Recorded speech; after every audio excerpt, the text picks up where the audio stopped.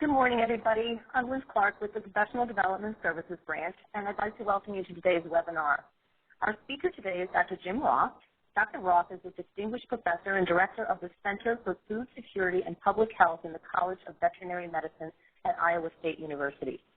He received his DVM and PhD degrees from Iowa State University, and Dr. Roth currently focuses on secure food supply projects, working with state and federal officials and industry in planning for optimal responses to transboundary and emerging diseases that threaten food supply or public health. Dr. Roth received the Public Service Award from the American Veterinary Medical Association and the USDA APHIS Administrator's Award for Lifetime Achievements in Animal Health. He has testified before Congress on biosecurity preparedness, on efforts to address bioterrorism and agri-terrorism, and on the need for vaccines for foreign animal diseases. Dr. Roth served on the National Science Advisory Board for Biosecurity since its inception in 2005 until 2014. I'll now turn it over to you, Dr. Roth. Thank you, Liz, and thank you for this opportunity to present updates on the Secure Food Supply Plans. I'd also like to thank Dr. John Zach for joining the call, and he'll be available for comments and helping to answer questions at the end. So thanks for joining, John. Let's see. So what I plan to cover today is provide a brief introduction to the Secure Food Supply Plans in case some of the participants aren't familiar with the concept. I'll provide a very brief background on foot and mouth disease, classical swine fever, and African swine fever, and then discuss some revisions to the Secure Food Supply Plans based on experience with HPAI. The FMD plans are all under development, and we've made some progress on those, but there were lessons learned in the HPAI outbreak that will help us to revise and refine those plans. And then the documents that we hope to be able to send out soon for review. So there are several secure food supply plans. We started with the Secure Egg Supply Plan in 2007. Secure turkey supply and secure broiler supply plans are part of the HPAI plans. These are being developed or combined into a secure poultry supply plan led by the University of Minnesota. The FMD plans are secure milk supply and secure beef supply plans. And then the secure pork supply plan also includes classical swine fever and African swine fever, as well as foot and mouth disease. The overall goal of the secure food supply plans are to detect, control, and contain a foreign animal disease as quickly as possible, avoid interruptions in animal and animal product movement to commercial processing from farms with no evidence of infection, provide a continuous supply of safe and wholesome food to consumers, and maintain business continuity for producers, transporters, and food processors through response planning. And there are a couple of websites there where you can read more about these plans. The primary goal, focus of these plans is to enable movement of products and animals from premises with no evidence of infection in a control area.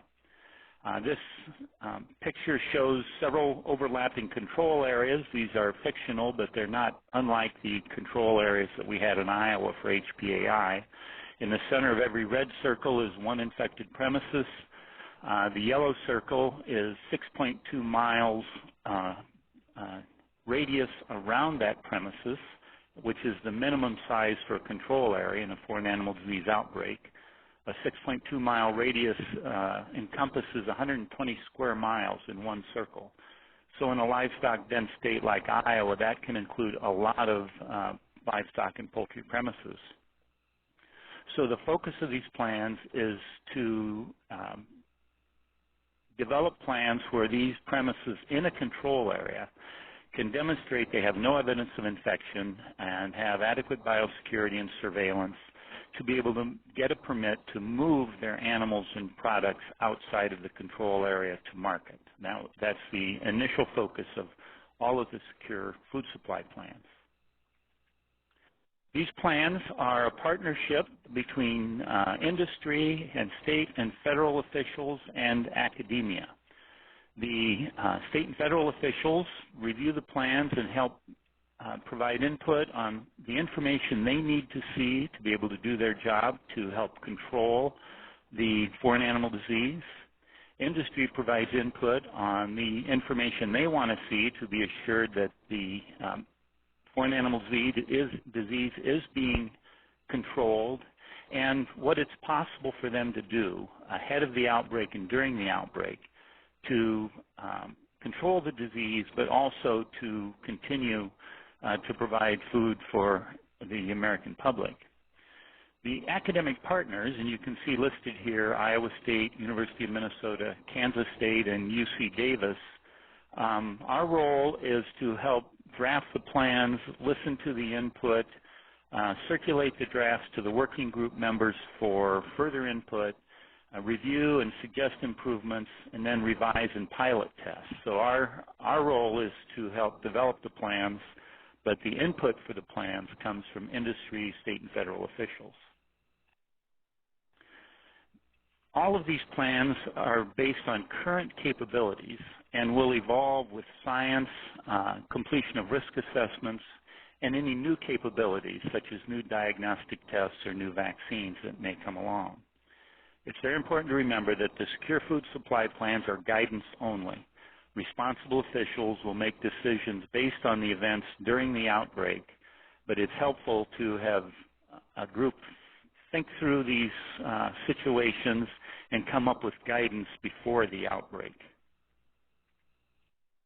The common components of the plans, there's voluntary pre-outbreak preparedness that especially involves biosecurity, preparedness for surveillance and training of employees, epidemiology questionnaires that will need to be filled out in the event of the outbreak by each premises to determine if they have any contacts with known infected premises, guidance for issuing movement permits, risk assessments. These plans need to be based on risk and risk assessments.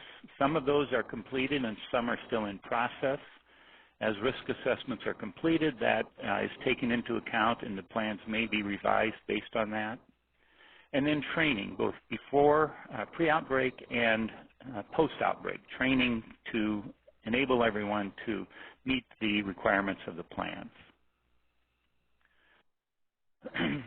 So the HPAI plans are very far advanced, and as you know, we got a chance to practice those plans, the Secure Egg and Secure Turkey Supply plans in the upper Midwest.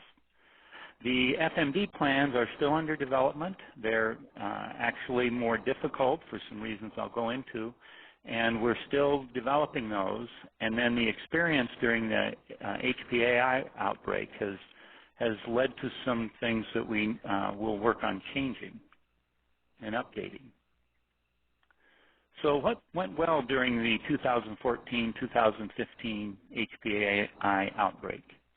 Well, the movement permitting for poultry and poultry products in a control area, which is what the plans were initially designed for, seemed to go quite well. There were approximately 8,000 movement permits issued during the outbreak, enabling more than 20,000 movements of birds or products or other necessary movements out of the control area during the outbreak. The epidemiology report suggested that 3 movements may have contributed to disease spread, but HPAI was not spread to any other regions of the U.S. by the permitted movements. So I think the consensus is that the permitting of movements did go quite well. Having the plans in place enabled the responsible officials to issue movement permits relatively quickly so that eggs and poultry products could get to processing so that the producers could continue their business and the public would have access to those products. Also, the testing required to get a permit for movement contributed to early detection and control of infected flocks. So the main purpose of the plan seemed to work quite well. However, there were other things, lessons learned, where we're working to revise the plans. And this is a list, and I'll go through these, but I'll just list them here. One thing that became apparent is we need to encourage all producers to have validated premises IDs, already registered, preferably with either their state officials or in EMERS. We need to make the plans more concise for ease of use during an emergency.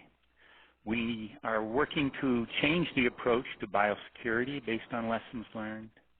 And we're working with the state animal health officials to get coordinated input from their group during plan development to try and have a more as consistent of an approach between states as possible. And those are being applied to all of the secure food supply plans. For the secure milk, pork, and beef supply plans, we're working on optimal surveillance to give confidence of negative disease status. That's more challenging with FMD than it was for HPAI, as I'll explain. We are encouraging producers to plan for potential extended period with restricted animal movement.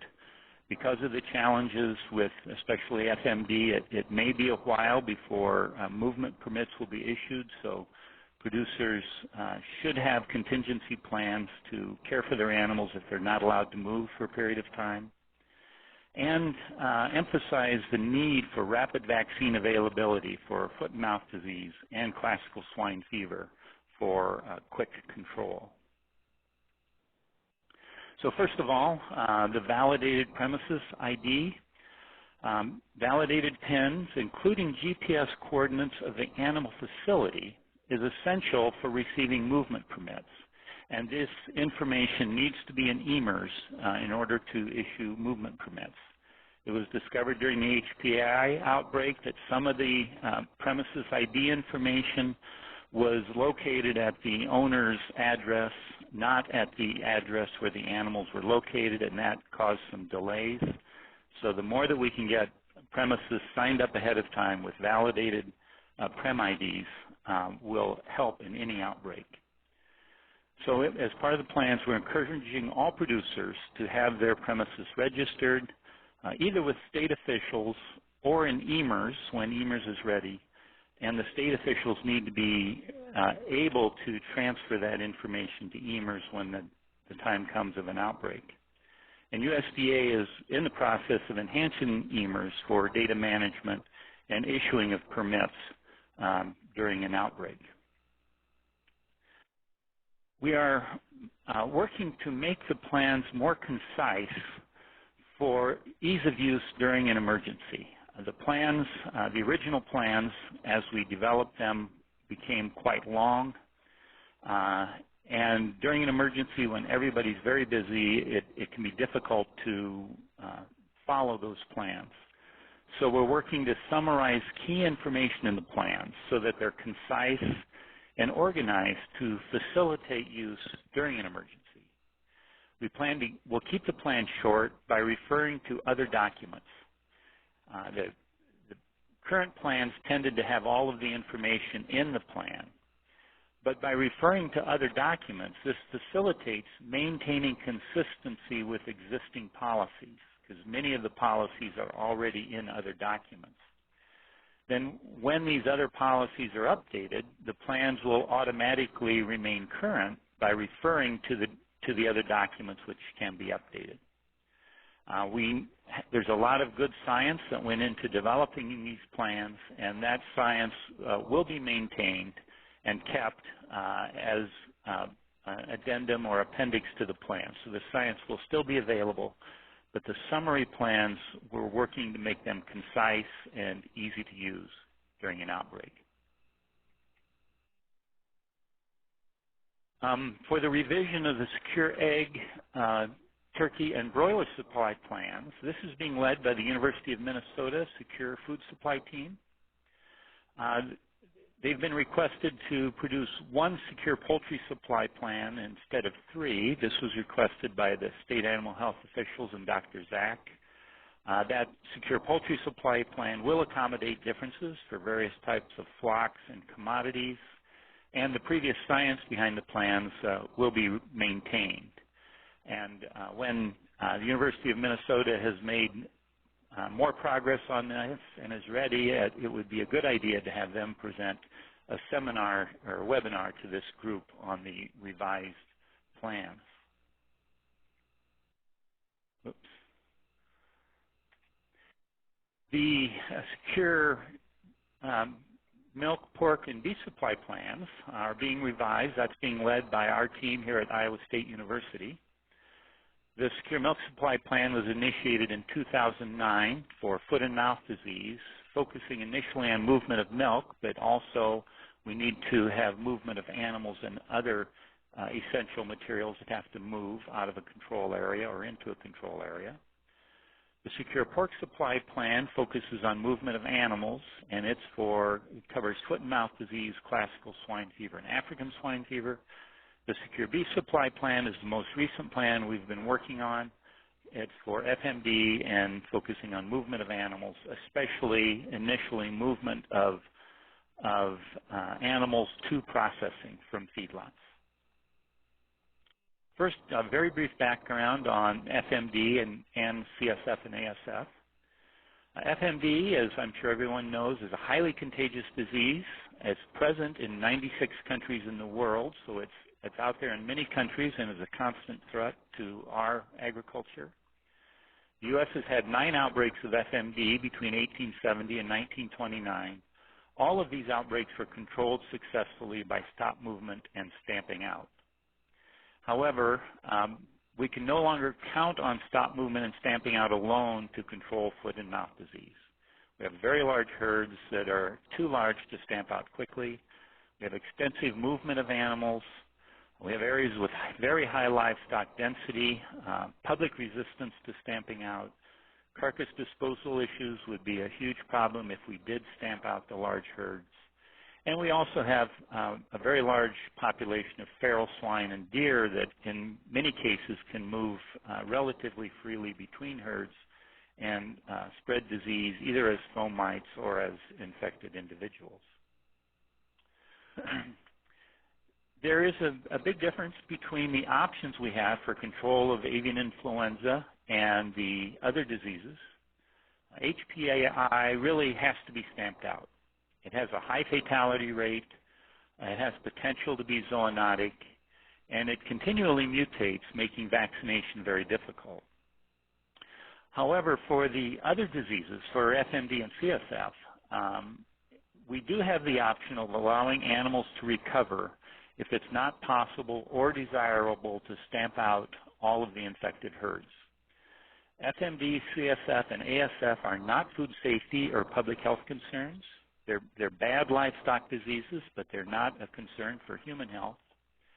And for FMD and CSF, if it gets beyond the point where we can stamp it out, a vaccine will be an essential tool to help control those 2 diseases. So because of the potential option of not stamping out if needed, one of the early documents we developed for the secure food supply plans, or as part of that, was the phases and types of FMD response. And this provides guidance on how the disease could be handled if the outbreak progresses and becomes larger. The phases of the response are shown here. These are time phases. Heightened alert phase in case Canada or Mexico get FMD before we do, and then we need to be on heightened alert for its introduction. Phase 1 is from confirmation of the first case of FMD in the U.S. until there's reasonable evidence to estimate the outbreak extent. And during phase 1, the focus would be on stop movement and stamping out, and hopefully that will take care of it, but the outbreak may be growing or may have already grown, and we may need to move beyond that. Hopefully, phase 1 will only last a few days, and by the end of that time, there will be good evidence, epidemiologic evidence of how big the outbreak is.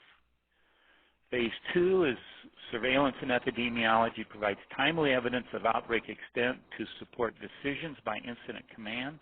And this is the long phase where we need to get the disease under control and get the disease stopped.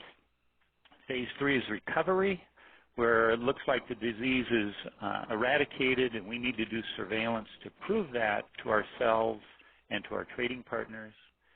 Phase 4 is when the U.S. is declared free of FMD, possibly with vaccination, and we have to convince each trading partner individually that this is the case and they should begin taking our products again. The types of outbreak would be during Phase 2. Type 1 is a focal small outbreak. It's still possible to stamp out, so all of the resources are focused on stop movement and stamping out. Type 2 is moderate regional, where stamping out continues, but vaccination to kill may be implemented as an aid. Type 3 is a large regional. Probably stamping out of some herds would be discontinued. They would be allowed to recover. Vaccination would be dependent on. Type 4 is a widespread or national outbreak where we would depend on vaccination. Type 5 is a catastrophic U.S. outbreak, and Type 6 catastrophic North American outbreak. When it gets to Type 5, it may be that the emergency response would be discontinued, and there would be a transition to a control program, long-term control program, to bring the disease under control and eventually work towards eradication. Controlling FMD beyond Type 1 really does depend on having vaccine availability. The information from the FMD vaccination strategies in the U.S. indicates that we don't currently have enough vaccine to control anything really beyond Type 1 or maybe Type 2. So there is a need for FMD vaccine. A very important part of the Secure Food Supply Plans is working to encourage vaccine availability. Working with the livestock industry, we've developed a white paper on surge capacity needs for vaccine. The industry has been working with the Senate and the House to encourage Congress to provide funding for an adequate vaccine supply. And the USDA in March this year sent out a request for information from FMD vaccine manufacturers on availability and costs of vaccine. APHIS would like to have a minimum of 25 million doses for each of the 10 high-risk strains available if funding becomes available. So for vaccine availability for FMD and CSF, right now we can't count on vaccine being immediately available, and when it is, it'll be in short supply for a period of time. For ASF, there is no vaccine anywhere in the world. So vaccine is not currently a viable option for initial rapid control of large FAD outbreaks. A bit on classical swine fever. I'm sure you're aware we had that until 1978 when we eradicated it. But outbreaks have been occurring in many areas of the world, including Central and South America and Mexico. So it's close to our borders.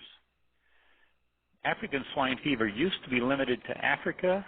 Recent years, it is spread. There's been a 50% increase in the number of countries with reported cases, and those countries are having great difficulty in controlling African swine fever. So we also developed phases and types of classical swine fever and African swine fever. These are draft documents that are out for comment.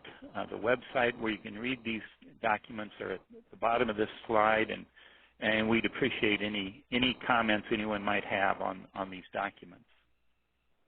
The phases and types are different. Basically, the phases are quite similar, but the types of outbreak are different because the diseases are different.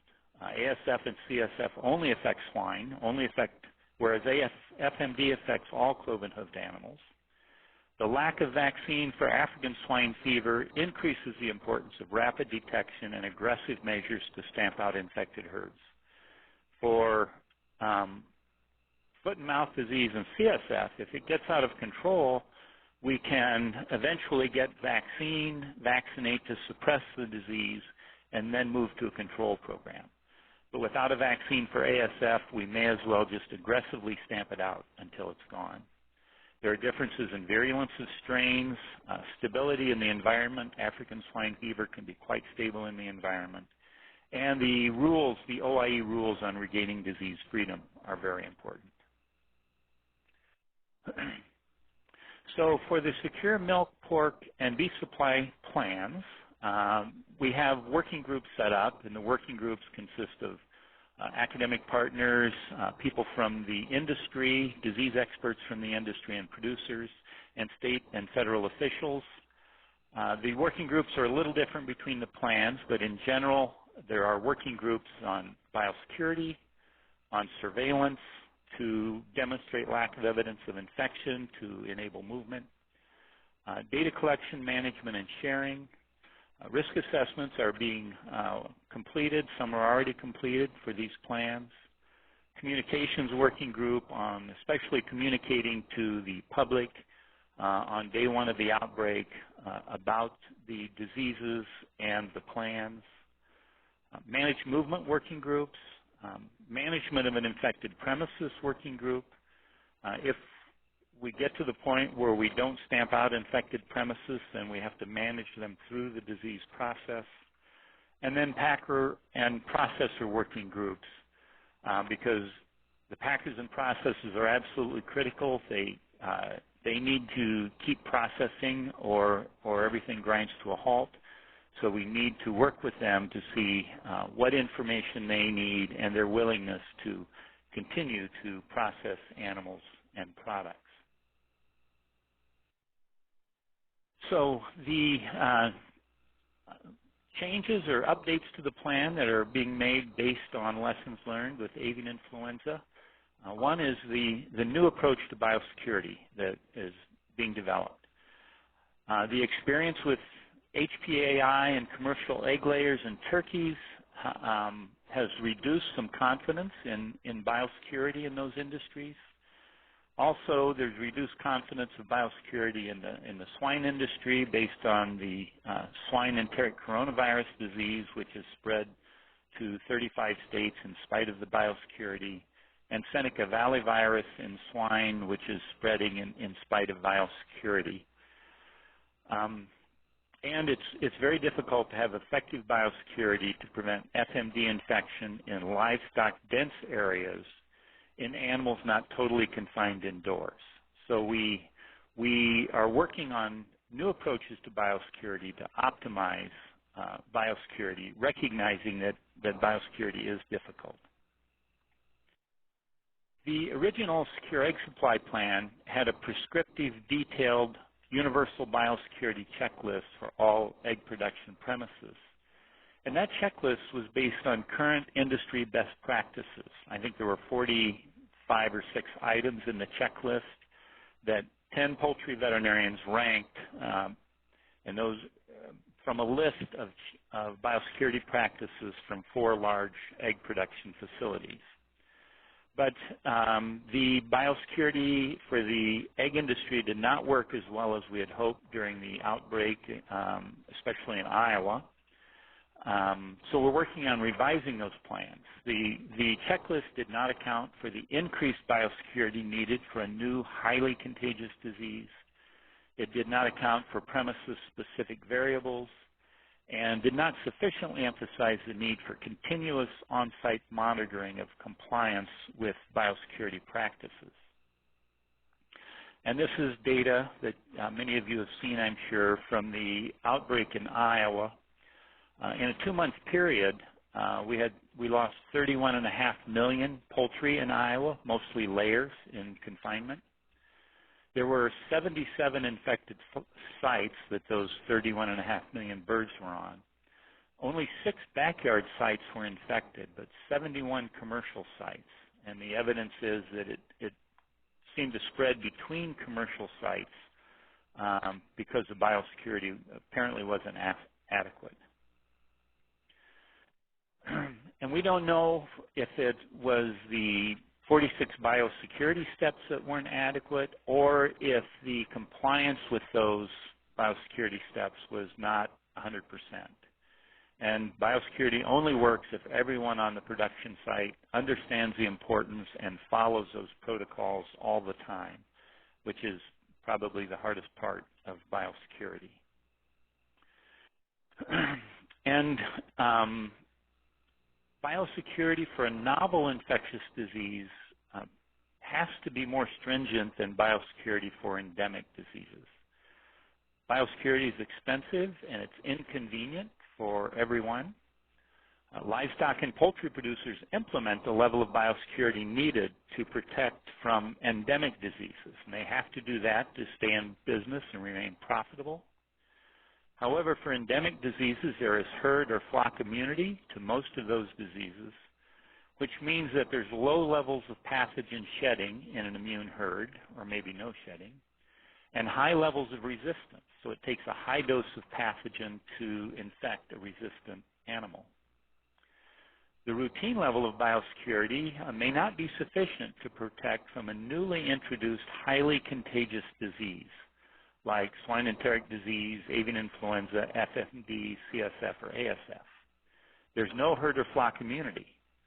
So there's high levels of pathogen shedding in an infected herd or flock and low levels of resistance. It only takes a low amount of virus to infect an animal with no immunity. So the biosecurity challenges are much more difficult for novel diseases than endemic diseases. After the outbreak came under control last summer, the USDA developed working groups and worked hard to be prepared in case the avian influenza virus came back with fall migration. And part of that was to develop new biosecurity recommendations.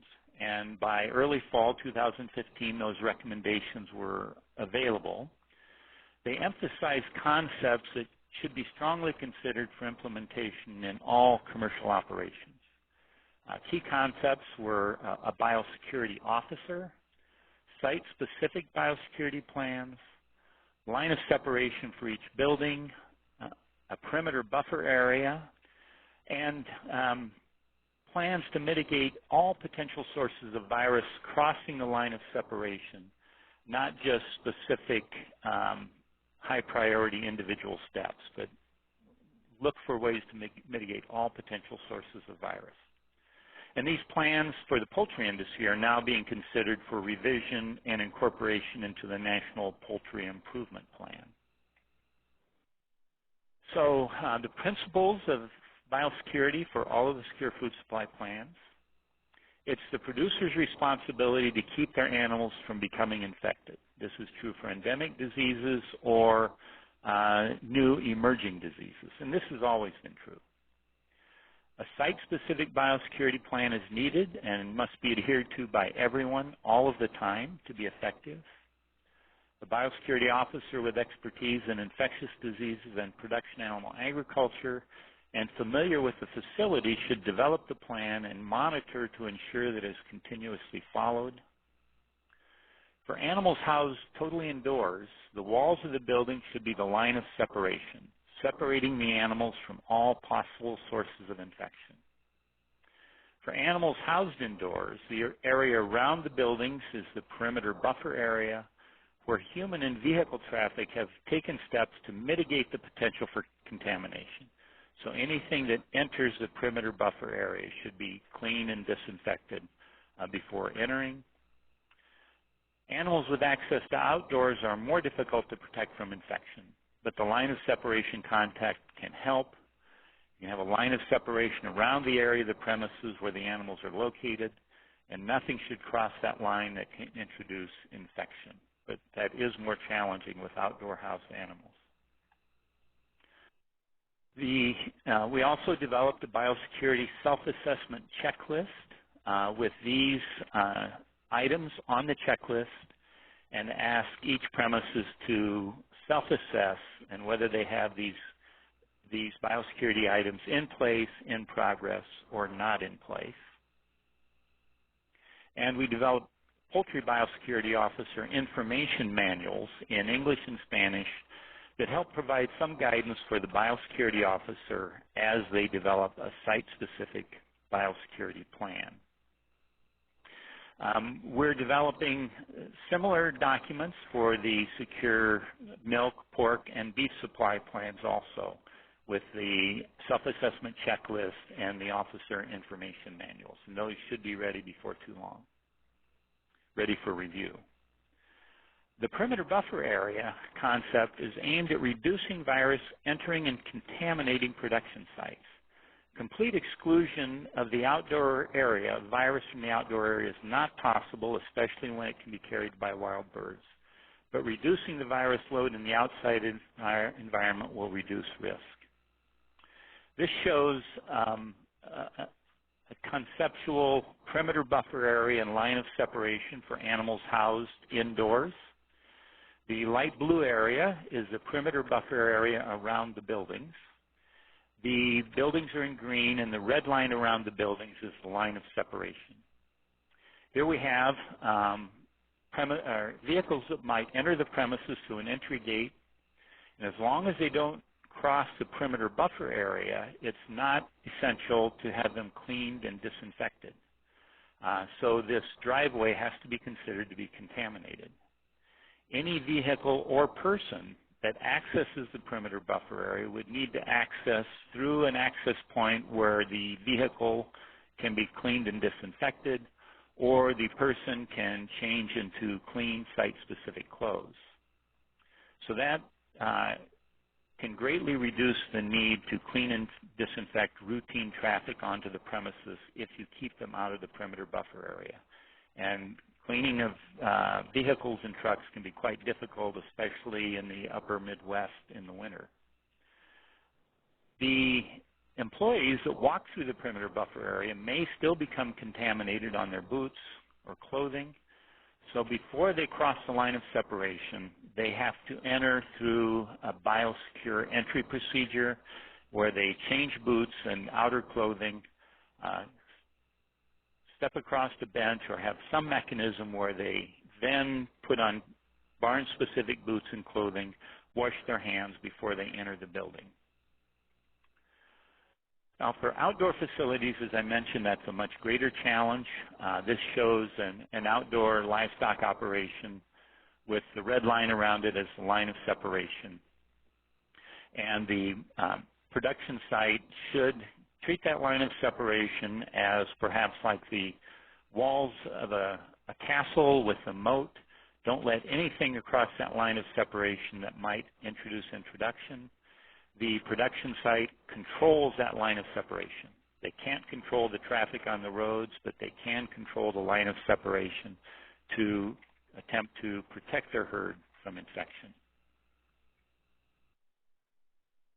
For the poultry plans, the University of Minnesota group is working on the concept of pre-movement isolation period with enhanced biosecurity for a period of days prior to movement. And that's being discussed to be incorporated in secure poultry supply plans. And when that's ready for discussion, I'm sure we'll learn more about that.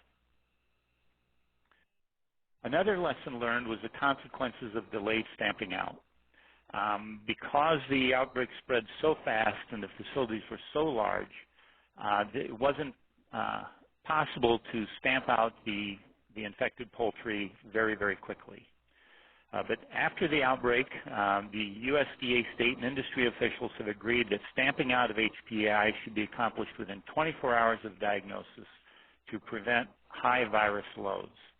And I'm at least fairly confident that if that can be accomplished, we shouldn't see huge outbreaks like we had last year. However, in a large FMD outbreak, stamping out in 24 to 48 hours of very large livestock premises may become impossible. And that means that we may allow the herds to recover and return to productivity, but the virus loads will be very high during that infectious period.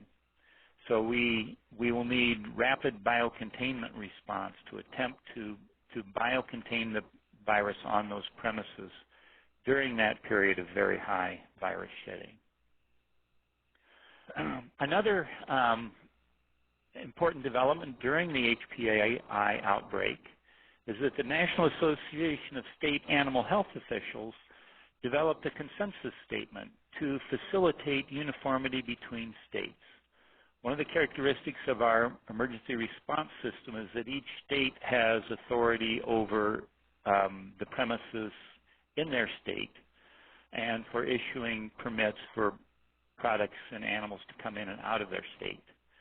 And the NASAHO group developed a consensus document that helped to make it more uniform between states. Now, there are differences in state laws and so forth that also have to be considered. And then for the other secure food supply plans, the NASAHO group has appointed a working group of 11 state animal health officials that have agreed to review and provide comments on the revised secure food supply plans to help make those more consistent as we revise and finalize them. Surveillance is also a problem, especially for FMD. For any disease, you cannot prove that a flock or herd of animals is free of a disease. You can only establish lack of evidence of infection. They could be infected but not yet detected. For avian influenza, sampling of 5 of every 50 dead birds daily by PCR provides 95% confidence that the flock is negative. And this is work that was conducted and validated by SIA. HPAI is usually rapidly fatal, so sampling dead birds increases the chance of finding the infection early. The NASAHO group came to a consensus that they would prefer to see sampling of 11 out of every 50 dead birds to increase the confidence above 95% that if movement permits are issued, that herd is highly likely to be negative. Optimal surveillance to give confidence for negative FMD disease status is more challenging. For PCR testing for FMD, testing of suspect animals is valuable to detect the presence of infection. However, PCR testing is less valuable for providing a high degree of confidence that a herd is not infected. There is no sampling scheme of cattle or swine that has been validated, which would provide 95% confidence that a cattle or swine herd is negative for FMD. Oral fluids in swine holds promise. Bulk tank sampling of milk from dairy cows holds promise for detecting infection in cows that contribute to that bulk tank. However, those haven't been validated yet. So individuals allowing the movement, signing the permits for movement, we can't say that there's 95% confidence based on PCR testing alone. So the secure food supply plans have added the potential of observation by an accredited veterinarian prior to loading animals onto trucks to ensure absence of abnormal clinical signs, and daily active observational surveillance by trained herd health monitors to provide evidence that there's no unusual disease activity in that herd on a daily basis to add to the confidence that the herd is not infected.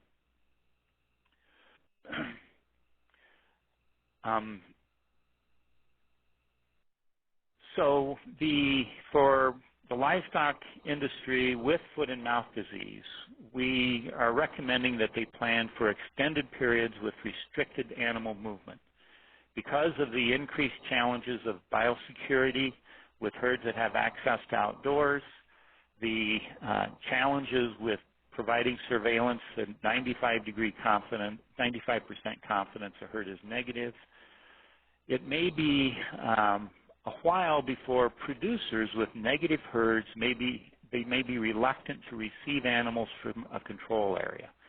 So if a swine producer wants to move nursery pigs out of the control area to a negative premises, will the producer in the negative premises be willing to take those animals until there is more evidence as the outbreak progresses that those animals, there's a high degree of confidence those animals are negative? And will slaughter facilities be reluctant to accept animals from the control area until there's a higher degree of confidence? The secure food supply plans are recommending that slaughter facilities continue to process all animals with no evidence of infection, but facilities outside of a control area may be reluctant to take animals from the control area because other producers may be reluctant to send their animals to that slaughter facility if they're concerned it may be contaminated. So for those reasons, producers should be prepared to hold in place for a period of time if they're in a control area. Then we need to be prepared to manage infected premises that are not depopulated. So we need to be able to manage infected herds and recovered herds. If a herd becomes infected, they will shed virus for 7 to 10 days, and then immune animals stop shedding virus. The whole herd should become immune and stop shedding virus after a couple of weeks and return to productivity. And we need to be prepared to transition from emergency response to a long-term control program if the disease is out of control, as pressure builds due to the spread of disease, reduced availability of products for consumers, and the need for humane euthanasia increases due to stop movement. And at some point, there needs to be a design for long-term control programs if the disease gets out of control and we stop stamping out. So we're working hard on the milk, pork, and beef supply plans to revise those plans to develop concise summary documents, biosecurity self-assessment checklists, biosecurity officer information manuals, and we're hoping with the swine plan to get it out within a week to the APHIS-VS and the SAHO working groups for their input, and then to make revisions and send it out to the Secure Food Supply working groups. The milk and beef supply plans, we hope, will follow those within a short time, within very few weeks, to have those plans ready to go out for revision and comment also. This is the Secure Food Supply team we have here at Iowa State University. I'm very proud of this group of individuals. They're dedicated. You can see that they're a happy group, which is also a positive thing. And they're working hard on these plans and enjoying the planning process. You can get more information on these plans at each of these websites, and they'll be continually updated as new information becomes available. And if you have any comments or questions, don't hesitate to contact me. My information is at the bottom of the slide. Thank you, and I think, Liz, now we can open it for questions. Okay, Dr. Zach, do you have any comments, clarifications, corrections based on what I presented? Well, first, Dr. Roth, I just want to thank you for covering a lot of territory and covering it very well. I guess I would just like to first hear any questions from the audience. Okay, thanks. Yes, this is Merle Breyer, Missouri Department of Agriculture. You talked about on the document that it would show that there were other set of documents. Will there be a tag there where you can automatically highlight it or automatically click on it to go to those documents, or will you have to go out of the thing to go out of the site and go to the other site to look up the document? So in the summary plans that we're developing, if you're accessing those electronically, you'll be able to click on a link to all of the other documents that are available. Very good. To make it simple. That's what I was hoping you'd say. Okay, yep, that's the plan. And just to follow up on that, by popular request, the original, version or first evolution of the completed Secure Egg Supply Plan filled a whole binder. And that did not include, a thick stack of proactive risk assessments. So as one of the customer feedbacks we got was, you need to have the grab and go summary information that's kind of like, VMO proof and AHT proof, that folks can grab it in a crisis and rapidly see through either concise narrative and or figures what needs to be done. For the background science and the other background information, that's what Dr. Roth is talking about. If folks want to dig deeper, if you got doubting Thomases on the science or, folks want to review something, we want to have that information available. We don't want to lose it.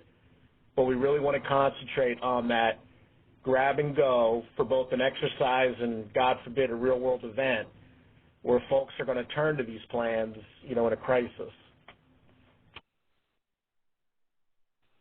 Hi, Dr. Roth. This is Barb Porter Spalding, and I really want to say thank you for your wonderful presentation.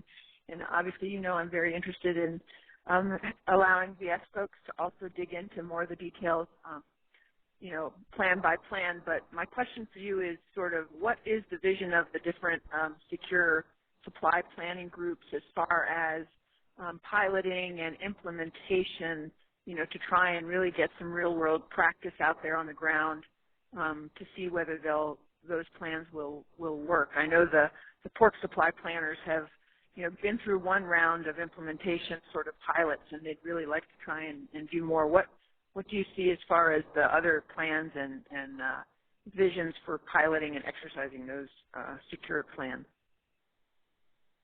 Well, thanks, Barb. And piloting them will be very important. The first step will be, as I mentioned, getting out these summary plans and the biosecurity documents and getting feedback and make sure everybody's on the same page, and then also the guidance on permitting and so forth. So once we get general consensus on the components of the plan, I think it'll be very important to have either tabletops or some type of exercises for those plans. We also anticipate, at least for the biosecurity activities, to develop example site-specific biosecurity plans to help people to see how they might set up their own site-specific plan. So we do want to pilot them. We don't have any pilots lined up right now. Once the plans are more finalized, then we hope to pilot them. Just to follow up on that, Dr. Roth, I think that, depending upon the commodity, depending upon the disease, we need to have, as you said, science-based, risk-based approaches. But for the industry and the states and the tribes, anybody that actually has to, they also have to be logistics and operationally doable. And the other part of these is the policy and politics. So, what works for eggs, very well, or for pasteurized, unpasteurized, washed and sanitized eggs, certain commodities you can define the risk very well.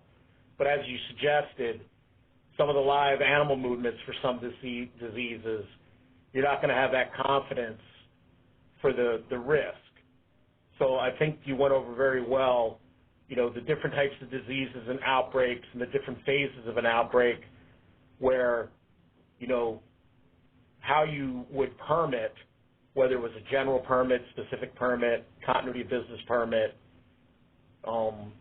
It may vary by commodity and outbreak.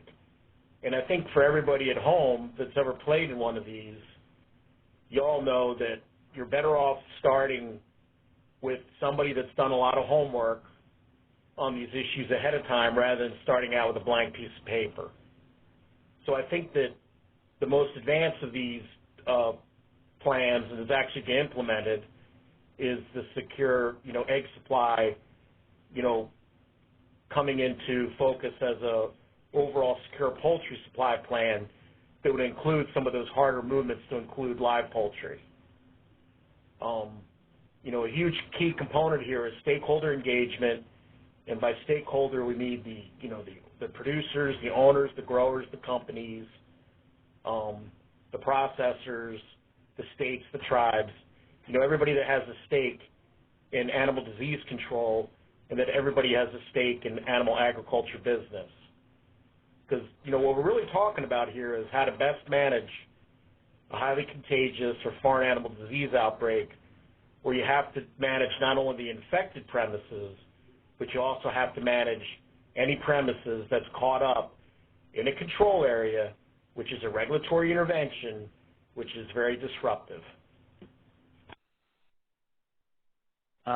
Here's a written question. Can you comment on the recently signed agreement on the sharing of FMD vaccine? I assume that's referring to the agreement between U.S., I think Canada, Mexico, Australia, New Zealand. Dr. Zach, do you have any information on that? Yeah, just I think the big picture view is that currently there's a North American FMB vaccine bank that's shared between the United States, Canada, and Mexico. And strategically, with our Quad partners or some of our allies around the world, there's been an agreement that in an outbreak, we would consider sharing some of our vaccine if they needed it, and they would consider some of their vaccine if we needed it. It's not a guarantee, it's not a contract, but it is a good step forward for international cooperation amongst our allies, and it potentially could give us access to some other quantities of FMB vaccine. I would just say it's a very, very strong, positive development. In terms of our overall planning, though, I don't think the quantities and those vaccine banks come near to solving the United States problem in an outbreak, let alone the North America problem. Hi, Jim. Thank you so much for your the information you've presented. This is Lori Miller. Regarding the challenges with biosecurity and getting 100% compliance, as well as pilot studies, I just wanted to let you know that there's a small pilot going on this week. It's an off-the-shelf wheel wash system that's being installed at a feedlot in Texas, funded by Department of Homeland Security. And the thinking at this point is that the relatively low cost of the unit is going to pay for itself for the feedlot not having to do truck washes as frequently. So stay tuned. We're looking forward to seeing how that works out as it's being installed this week. All right. Thank you, Lori, for that information. That's great to know. And as a reminder, this, I think, was recorded and will be available on an APHIS website and on our CFSPH website when it's ready. I understand some people had trouble joining and joined late, so it is recorded and will be available. Yes, that's correct, Dr. Ross. Yep, thanks for saying that. As soon as we get the recording, we'll send out that information to everyone. Any other questions? Well, if not, I and the other Secure Food Supply member teams and individuals are happy to have comments, questions, discussion on these topics. My information's on the bottom of the slide. Feel free to contact me anytime for input. And I just want to thank I want to thank Dr. Roth today for a great presentation. Also, for any of the audience members down the road, if you have any other topics related to continuity of business or movement and permitting that you would like to see in a future webinar, please let us know. We are planning to do a lot of outreach on the actual overview of permitting and permitting specifics in the near future as well. But if there's any other topics you would like us to visit, please let us know. And again, thank you, Dr. I agree. So, yes, thanks, Dr. Roth. And please let me know if there's any other webinars you'd like to have, because we certainly like to host them from PDF. So thanks again, everybody. I'm glad you're all able to come and listen to this webinar. Thank you.